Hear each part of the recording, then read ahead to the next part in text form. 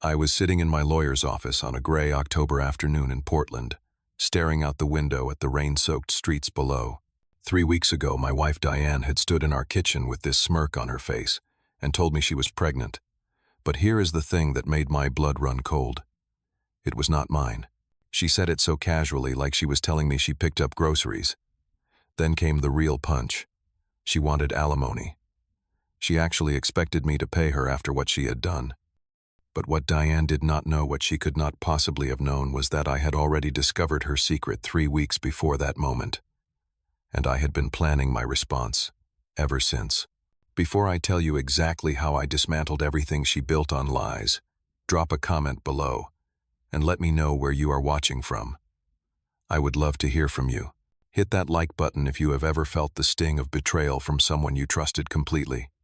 And make sure to subscribe, because this story has more turns than the Columbia River Gorge, and you will not want to miss a single moment.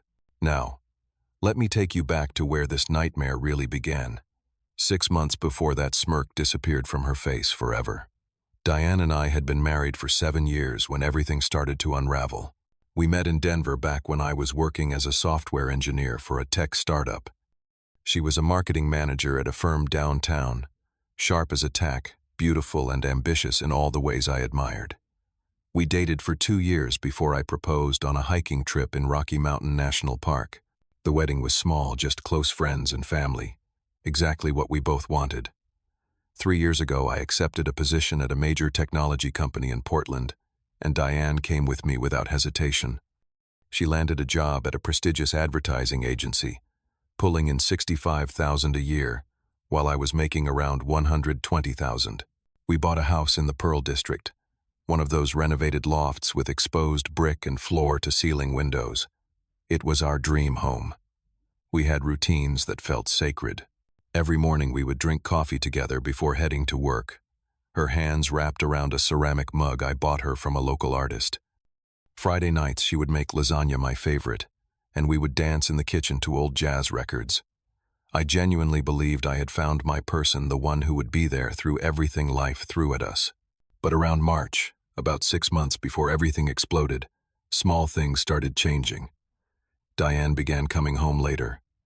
At first it was project deadlines or client meetings that ran long. Reasonable explanations. I trusted her completely, so I did not question it. Then I noticed her phone was always face down on the counter. When I walked into a room, she would quickly close her laptop. Our intimacy dried up. She would say she was exhausted or stressed about work. I told myself every marriage goes through phases like this. Marketing is demanding. I needed to be understanding. But there was this voice in the back of my head, getting louder each week, whispering that something was not right. I started doing more around the house, cooking dinner, cleaning up, trying to ease whatever burden she was carrying. I wanted to be supportive. I wanted to be the husband she needed. Looking back now, I see how naive that was. It was a Friday night in late April, when the foundation really started to crack. I left work early because a client meeting got canceled, and I came home to find Diane on our balcony talking on the phone. But it was not her work voice. It was soft, flirtatious, the way she used to talk to me years ago when we first started dating. She was laughing, this light, genuine laugh I had not heard in months. The moment she saw me through the glass door, she jumped and ended the call immediately. "Just a coworker discussing the campaign," she said. The explanation came too fast, too smooth. That night I lay awake beside her, listening to her breathe, wondering if I was being paranoid or if I was being a fool. The following week, my younger sister Rachel called me. She is 3 years younger than me, a graphic designer here in Portland, and we have always been close. "Can we meet?" she asked. "Just the two of us." Her tone was serious in a way that made my stomach drop. We met at this small coffee shop in the Hawthorne district, tucked away from the usual crowds. Rachel looked uncomfortable, fidgeting with her cup. "Frederick, I saw something," she finally said. "Last week I saw Diane at an Italian restaurant downtown. She was not at a client meeting. She was with a man. Their hands were intertwined on the table. They were leaning into each other like more than colleagues." Rachel showed me a photo on her phone. It was taken from across the restaurant, grainy and distant, but I could see Diane clearly. Her body language, the way she tilted her head toward this man, the smile on her face. It was intimate. Unmistakably intimate. I felt like someone had punched me in the chest. Rachel grabbed my hand across the table. I did not know if I should tell you, but you are my brother. You deserve to know the truth. I told her not to say anything to anyone. Not yet. I needed to be certain. If Diane was cheating, I needed proof. If I was wrong, I needed to know that too. The next day, I contacted a private investigator. A friend from work had used one during his own divorce and recommended a guy named Tony, a former cop, who now ran a discreet investigation service. I met Tony at his small office near the industrial district. I gave him everything. Diane's schedule, her photo details about where she worked. This is going to cost you about $2,000 a week, Tony said. I will be thorough. I nodded and wrote the check from my personal savings account. For the next week, I had to go home every night and pretend nothing was wrong. I sat across from Diane at dinner making small talk about our days. Every kiss felt like a lie.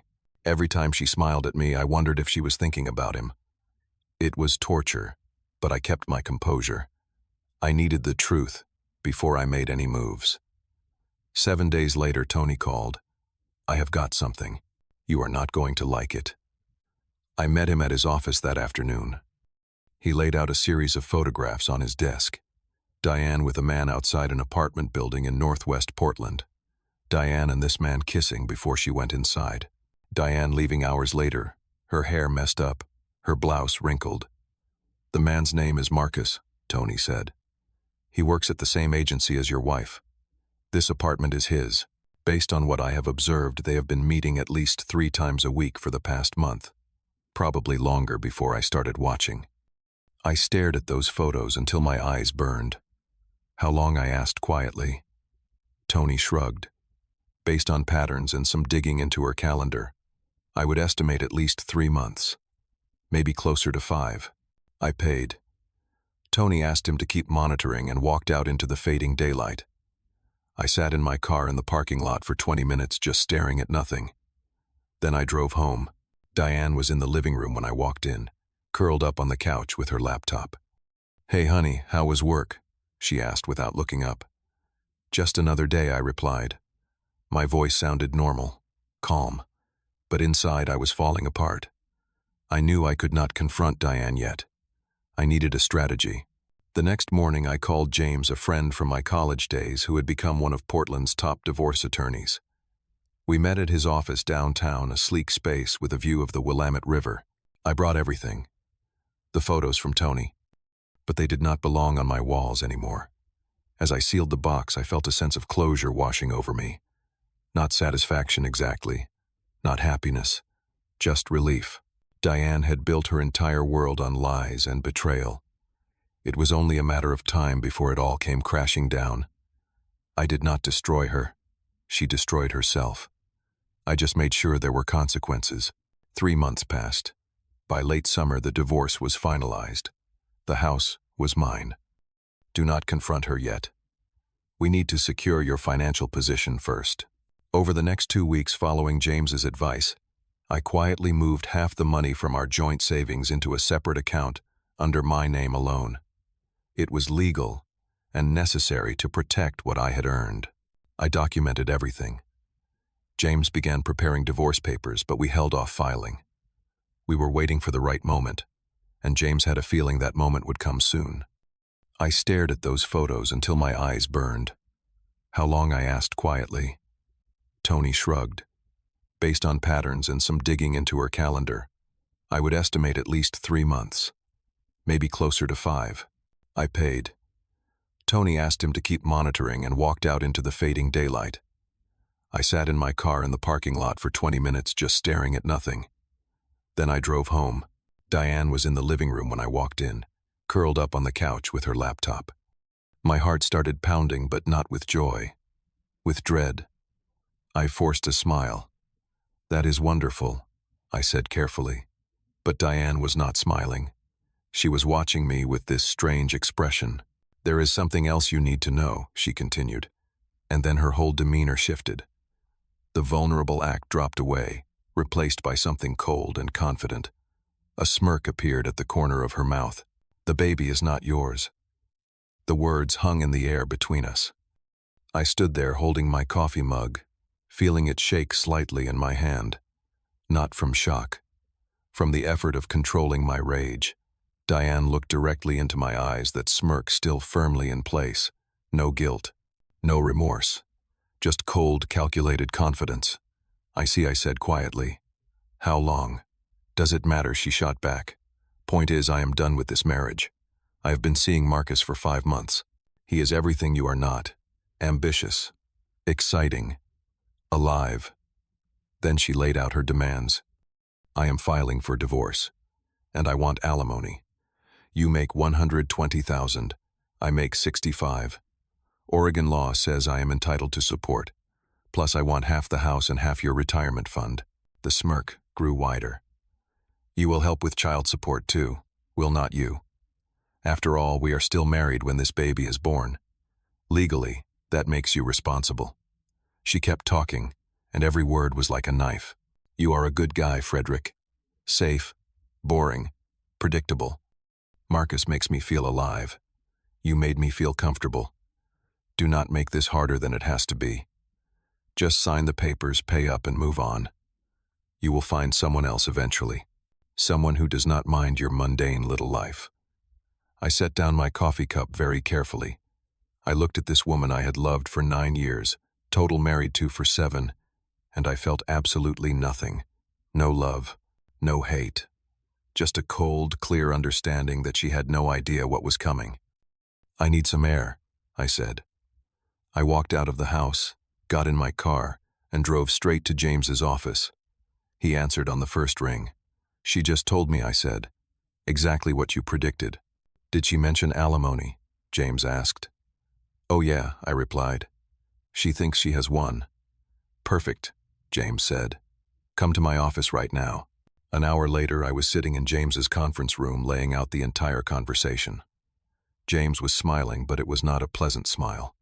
"She walked right into it," he said. "Here is what we know. Diane has been spending marital funds on her affair. Hotel rooms, gifts for Marcus dinners. I have got the credit card statements to prove it. She just admitted, 'The child is not yours,' which eliminates any child support obligation and actually works against her. She committed adultery, which in Oregon affects property division, even though it is a no-fault divorce state. And here is the best part." He slid a folder across the table to me. "Marcus is married." I stared at James. "What your private investigator found out last week.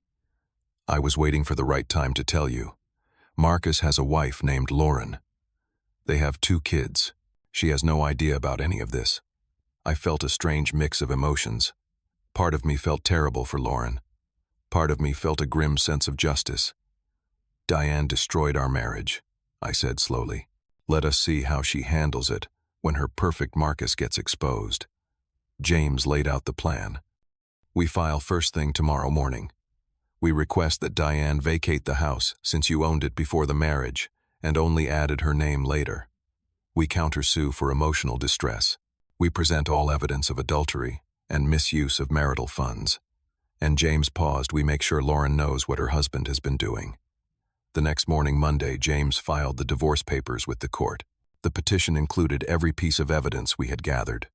Adultery, financial misconduct, a request for a fault-based divorce, property division heavily favoring me, no alimony for Diane, a counterclaim for emotional damages.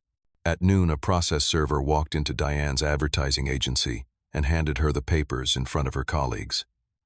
I was not there, but Tony had someone watching. He told me later that Diane's face went white as she read through the documents.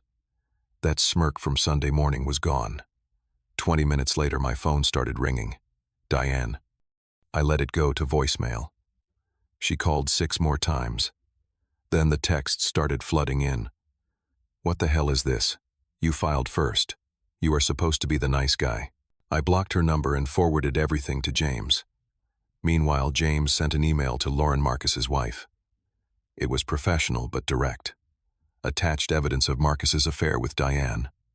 Photos, Timeline. Information about the pregnancy. A recommendation that Lauren seek legal counsel immediately. I moved into a temporary apartment that week, a small place near my office. I did not want to be in that house anymore, even though it was legally mine. Too many memories, too many lies embedded in those walls. My phone buzzed constantly with blocked numbers, Diane trying to reach me through different phones. I ignored all of it. The game had changed, and this time I was the one holding all the cards. 2 days after Lauren received James's email, all hell broke loose in Marcus's life. Lauren confronted him that evening. Tony's contact, who was still monitoring the situation, reported that it was explosive. Lauren kicked Marcus out of their house that same night. By the next morning, she had filed for divorce and hired one of the best family law attorneys in Portland, someone known for maximizing child support and alimony. Marcus, desperate and angry, showed up at Diane's agency the following afternoon. They had a screaming match in the parking lot that half the office witnessed. "This is your fault," Marcus yelled. "You ruined my life." "My fault," Diane screamed back. "You said you loved me. You said we would be together." "I never said I would leave my wife," Marcus shot back. "You assumed that. And that baby, that is your problem, not mine. I want nothing to do with it." According to the people who saw it, Diane just stood there as Marcus got in his car and drove away. The realization hit her all at once. Marcus had used her. There was no future with him. He was going back to beg his wife for forgiveness, even though it was hopeless. Diane was completely alone. No husband, no lover, no plan. The fallout at the agency was swift and brutal. Within days, everyone knew about the affair. Diane had been sleeping with a married co-worker, gotten pregnant, and destroyed 2 marriages in the process. The gossip was relentless. Some of her colleagues, people who had respected her as a driven professional, now looked at her with disgust. Others just avoided her entirely. The agency's Human Resources Department launched an investigation. Office relationships were technically allowed, but Marcus and Diane had worked on projects together, creating a conflict of interest. More importantly, the drama was affecting workplace morale and the agency's reputation. HR gave Diane an ultimatum: resign voluntarily with a severance package or be terminated and lose everything. Diane had no choice. She resigned. Just like that, her $65,000 a year job was gone. Her health insurance, which she desperately needed while pregnant, vanished. Her professional reputation in Portland's tight-knit marketing community was destroyed.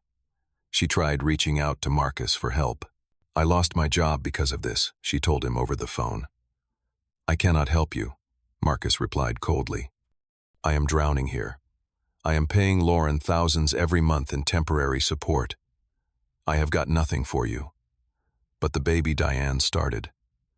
"Get a paternity test when it is born," Marcus interrupted. "Then we will talk." He hung up. He was secretly hoping the baby was not his, though deep down he knew better. Diane's financial situation deteriorated rapidly. No income. Her personal savings, which she had blown through on gifts and trips with Marcus, were nearly gone. Pregnancy expenses were mounting. She had to hire an attorney for the divorce, but could only afford someone inexperienced and cheap.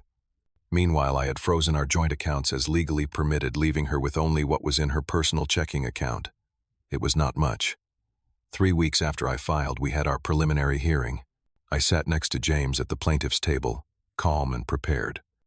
Diane sat across the aisle with her bargain attorney, a young guy, fresh out of law school, who looked overwhelmed. The judge, a stern woman, in her 50s, reviewed the case file carefully before calling the hearing to order. James presented our evidence methodically. First, the proof of adultery. Photos, videos, private investigator, reports a detailed timeline spanning 5 months. Second, the financial records, showing Diane had spent thousands of marital dollars on her affair, hotel charges, expensive dinners, gifts purchased on our joint credit card. Third, and most damning, the recording I had made that Sunday morning. Oregon is a one-party consent state, which meant I could legally record our conversation without Diane's knowledge. Her voice played in the courtroom admitting the baby was not mine, demanding alimony, mocking our marriage. The judge's expression grew colder as she listened. When the recording ended, she looked at Diane. Miss Diane, she said, you admitted under your own words that this child is not your husband's biological offspring. Yet your initial filing requested spousal support partially justified by pregnancy-related expenses. Diane's attorney tried to argue. Your Honor, she still requires financial support during this difficult time. The judge cut him off. That is a matter for the biological father to address, not Mr. Frederick. This court does not compel a man to support a child he did not father, particularly when the pregnancy resulted from the petitioner's admitted infidelity. The preliminary rulings came down hard.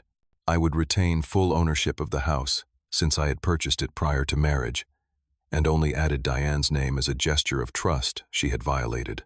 Our joint accounts would be split, but I could file for reimbursement for any funds Diane had misappropriated during the affair. No alimony. The judge noted that Diane was perfectly capable of working, and that her adultery was an aggravating factor. Diane had 15 days to vacate the house and remove her personal belongings. I watched Diane's face as the judge spoke. All the color drained from it. Her hands shook as she tried to take notes. When she looked at me across the courtroom, there was no smirk anymore, just desperation and fear. I looked back at her with no expression at all. I felt nothing. After the hearing, Diane tried everything to reach me. My phone number was blocked, so she tried email. I had filters set up to send anything from her straight to James. She showed up at my office building, but security would not let her pass the lobby. She sent a handwritten letter to my temporary apartment. I am sorry. I made a terrible mistake. Please, can we just talk? I forwarded it to James unopened and never responded. Marcus makes me feel alive. You made me feel comfortable. Do not make this harder than it has to be. Just sign the papers, pay up and move on. You will find someone else eventually. Someone who does not mind your mundane little life. I set down my coffee cup very carefully. I looked at this woman I had loved for 9 years, total married to for 7, and I felt absolutely nothing. No love, no hate. Just a cold, clear understanding that she had no idea what was coming. 2 weeks after the hearing, Diane moved out of our Pearl District house and into a tiny one-bedroom apartment in East Portland, one of the cheaper neighborhoods. The place was old, cramped, nothing like the life she had grown accustomed to. The contrast must have been devastating. From a beautiful loft with river views to a run-down unit with stained carpet. Meanwhile, Marcus had cut off all contact with her. He blocked her on everything. He refused to take a paternity test until after the baby was born, trying to delay the inevitable. He was focused entirely on trying to salvage his own situation with Lauren, but that was a lost cause. Lauren wanted nothing to do with him. I spent a quiet Sunday evening in the house, the one that was now entirely mine. I took down our wedding photos and packed them into a box in the garage. I did not throw them away. They were still part of my history. But they did not belong on my walls anymore. As I sealed the box, I felt a sense of closure washing over me. Not satisfaction exactly. Not happiness, just relief. Diane had built her entire world on lies and betrayal. It was only a matter of time before it all came crashing down. I did not destroy her. She destroyed herself. I just made sure there were consequences. 3 months passed. By late summer, the divorce was finalized. The house was mine. The retirement accounts were split fairly based on the years we were married, but I kept the majority. Diane got nothing in terms of alimony. I heard through mutual acquaintances, people who still had loose connections to her, that she had given birth to a boy. The paternity test confirmed what everyone already knew. Marcus was the father. A judge ordered him to pay child support, though he had no relationship with the child. He was too busy trying to survive his own financial obligations to Lauren and their 2 kids. Diane found work doing remote marketing for a small company, making maybe $40,000 a year, a significant step down from her previous position. She was struggling, financially, emotionally, raising a baby alone in that cramped apartment. I heard all this, and I felt nothing, no satisfaction, no sadness, just complete indifference. She was no longer part of my life. I focused on rebuilding. I got a promotion at work leading a new development team. I started going to the gym regularly, hiking the trails around Columbia River Gorge on weekends. I reconnected with old friends I had neglected during the marriage. I spent more time with Rachel, who had been my rock through everything. My sister and I grew even closer, bonding over family dinners and long conversations about life. The house felt different now. I repainted the walls, got rid of furniture that reminded me too much of Diane, and brought in new pieces that felt like mine. I was not trying to erase the past. I was just making space for a future that did not include her. Some nights I sat on the balcony, with a beer looking out over the city lights, and I thought about everything that had happened. I thought about trust, and how easily it can be broken. I thought about the red flags I had ignored, because I did not want to face the truth. I learned something important through all of this. Trust is not something you give blindly. It is earned through consistent actions over time. I had trusted Diane completely, and she had taken that trust and shattered it without a second thought. Next time, if there is a next time, I will listen to my instincts. I will pay attention to the small changes, the little inconsistencies. I will not ignore warning signs just because confronting them is uncomfortable. But I also learned about justice versus revenge. I could have tried to destroy Diane out of spite. I could have made things even worse for her than they already were. But that was not what I did. I protected myself. I used the legal system to ensure fairness. I made sure there were consequences for her actions. Yes, but I did not go out of my way to ruin her life. She did that herself. There is a difference between seeking justice and seeking revenge, and I am glad I chose the former. This court does not compel a man to support a child he did not father, particularly when the pregnancy resulted from the petitioner's admitted infidelity. The preliminary rulings came down hard. I would retain full ownership of the house, since I had purchased it prior to marriage, and only added Diane's name as a gesture of trust she had violated. Our joint accounts would be split, but I could file for reimbursement for any funds Diane had misappropriated during the affair. No alimony. She taught me that love without respect is worthless. She showed me that I am stronger than I thought I was. I survived betrayal. I fought for myself. I came out the other side, not bitter, but better. If you are going through something similar right now, I want you to remember this. You cannot control what other people do to you. Someone else's choices, their betrayals, their lies, those are on them, not you. But you can absolutely control how you respond. I could have stayed in that marriage. I could have accepted Diane's demands, paid her alimony, lived in quiet misery while she went off with Marcus and her new baby. A lot of people do that. They stay because leaving feels too hard, too complicated, too painful. But I chose differently. I chose my dignity. I chose to stand up for myself. I chose to demand better. And yeah, it was hard. It was one of the hardest things I have ever done. But it was worth it. That smirk Diane gave me that Sunday morning, when she thought she had all the power, it is gone now. Completely gone. But my peace of mind, my self-respect, my ability to sleep at night, knowing I did the right thing, those are here to stay. Sometimes the best response to betrayal is not elaborate revenge. It is simply walking away and building a better life without that person in it. Diane's world collapsed because she constructed it on a foundation of lies. I learned something important through all of this. Trust is not something you give blindly. It is earned through consistent actions over time. I had trusted Diane completely, and she had taken that trust and shattered it without a second thought. Next time, if there is a next time, I will listen to my instincts. I will pay attention to the small changes, the little inconsistencies. I will not ignore warning signs just because confronting them is uncomfortable. On the understanding that I deserve better than what she gave me. I am not waiting for an apology that will never come. I am not hoping she realizes what she lost. I genuinely do not care anymore. I have moved on, and that more than anything else is my victory. So here is my question for everyone watching. Have you ever had to make the tough choice to walk away from someone you loved because they did not respect you? How did you find the strength to do it? Drop your thoughts in the comments below. I read every single one, and your stories help other people going through similar situations. If this story resonated with you, hit that like button, Share this video with someone who might need to hear it.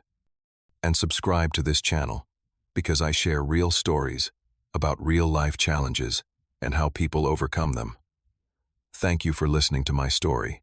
I know it was not easy to hear, but I hope it helps someone out there who is struggling with betrayal right now. You are stronger than you think. You deserve respect, and you absolutely have the power to choose yourself. Take care of yourselves out there, and remember the truth always comes out eventually. Always.